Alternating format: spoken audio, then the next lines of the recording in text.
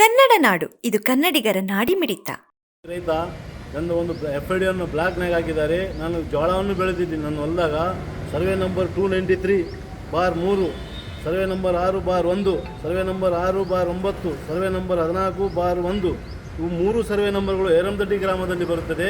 293/3 ಮಾನ್ವಿ ಗ್ರಾಮದಲ್ಲಿ ಬರುತ್ತದೆ. ಆದರೆ ಇನ್ನೊಂದು ಸರ್ವೆ ನಂಬರ್ ಐತೆ 335, ಅದು ಮಾನ್ವಿ ಗ್ರಾಮದಲ್ಲಿ ಬರುತ್ತದೆ. ಅದರಲ್ಲಿ ಹತ್ತಿ ಇದ್ದ ಕಾರಣ ನನ್ನ ಉಳಿದ ಸರ್ವೆ ನಂಬರ್ಗಳನ್ನು ಬ್ಲಾಕ್ ಮಾಡಿದ್ದಾರೆ. ನಾನು ಬೆಳೆಸಿದ್ದು ಜೋಳವನ್ನು ನಾನು ಎಲ್ಲಿ ಆಗಲಿ, ನಾನು ನುಕ್ಸಾನಾಗಲ್ಲ. ನೀವು ಮಾಡಿದ ತಪ್ಪನ್ನು ನನಗೆ ಸಫರ್ ಮಾಡ್ತೀರಾ. ಯಾರು ಕ್ರಿಮಿನಲ್ ಇದ್ದಾರೆ ಅವರ ಮೇಲೆ ಕ್ರಮ ತಗೊಳ್ಳಿ.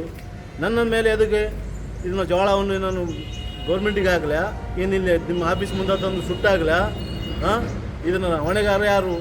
ನಿಮ್ಮ GPS ಮಾಡಿದವರೆಲ್ಲ ಹೊಣೆಗಾರರು. ಇದು ನಮ್ಮ ರೈತರ ಮೇಲೆ ಯಾಕೆ ನಿಮ್ಮದು ಧೋರಣೆ? ನಿಮ್ಮದು ಇದ್ರ ಬಗ್ಗೆ ನೀವು ಏನು ಮಾಡ್ತೀರಿ? ಈಗ ನನ್ನ FID ಬ್ಲಾಕ್ಲಿಂದ ತೆಗಿತೀರಾ ಏನಿಲ್ಲ? ಇದ್ರ ಬಗ್ಗೆ ನಾನು ಏನನ್ನ ಮಾಡಬೇಕಾ? ನೀವು ಸೂಸೈಡ್ ಮಾಡ್ಕೋಬೇಕಾ ಏನು ನಿಮ್ಮ ಕಾರಕ? ನಾವೊಬ್ಬ ರೈತ, ಬಡ ಕುಟುಂಬದಿಂದ ಬಂದಿದ್ದವ್ರು ನಾವು. ಈಗ ನಾವು ನಿಮ್ಮನ್ನೇ ನಂಬಿನೋ ಜೋಳ ಬೆಳೆದಿದ್ದೀವಿ. ನೀವು ಈ ಥರ ಮಾಡಿದರೆ ನಾವು ಯಾರು ನಮ್ಮ ಗೋಳು ಯಾರನ್ನ ತೊಳ್ಕೋಬೇಕು? ಈ ಕೃಷಿ ಇಲಾಖೆಗೆ ಬಂದು ಕೇಳಿದ್ರೆ ಅವರಿಲ್ಲ ನಮ್ಗೆ ಗೊತ್ತಿಲ್ಲ, DC ಸಾಬ್ರಿಗೆ ಹೋಗಿ ಭೇಟಿ ಆಗಂತಾರೆ. DC ಸಾಬ್ರು AD ಸಾಬ್ರಿಗೆ ಹೋಗ್ರಿ ಅಂತಾರೆ. ಬರೀ 4 ದಿನದಿಂದ ಬರೀ ಆಫೀಸ್ ಅಲೆದ್ರಾಗ ಮುಗೀತು.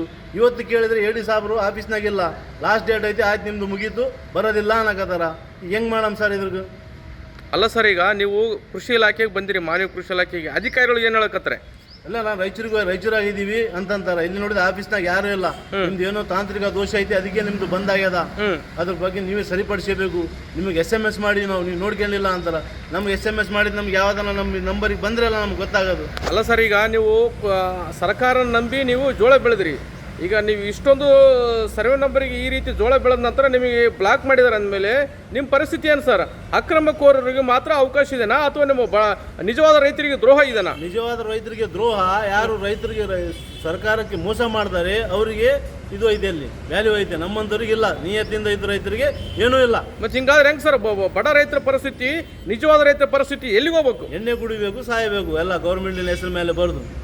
ಮತ್ತೆ ನಿಮ್ಮ ಮುಂದೆ ನಿರ್ಧಾರ ಏನು ಸರ್? ಈಗ ನೋಡ್ತೀನಿ ಸರ್, ಇವತ್ತು ನಾಳೆ ಅಂತ ಅನ್ನಕತ್ತಾರ. FID ನಂದು ಕ್ಲಿಯರ್ ಆಗಿಲ್ಲ ಅಂತಂದ್ರೆ ನಾನು ಇಲ್ಲಿ ಜೋಳ ತಗೊಂಬಂದು AD ಆಫೀಸ್ ಇಲ್ಲ, ತಹಸೀಲ್ ಆಫೀಸ್ ಇಲ್ಲ, DC ಆಫೀಸ್ ಮುಂದೆ ತಂದು ನಾನು ಧರಣಿಗೆ ಮಾಡ್ತೀನಿ. ಅದ್ರ ಬಗ್ಗೆ ಅವರು ಇದು ಮಾಡಬೇಕು ಅಷ್ಟೇ. ಸಮಗ್ರ ಸುದ್ದಿಗಳಿಗಾಗಿ ತಪ್ಪದೆ ನೋಡಿ ಕನ್ನಡ ನಾಡು ವಾಹಿನಿ.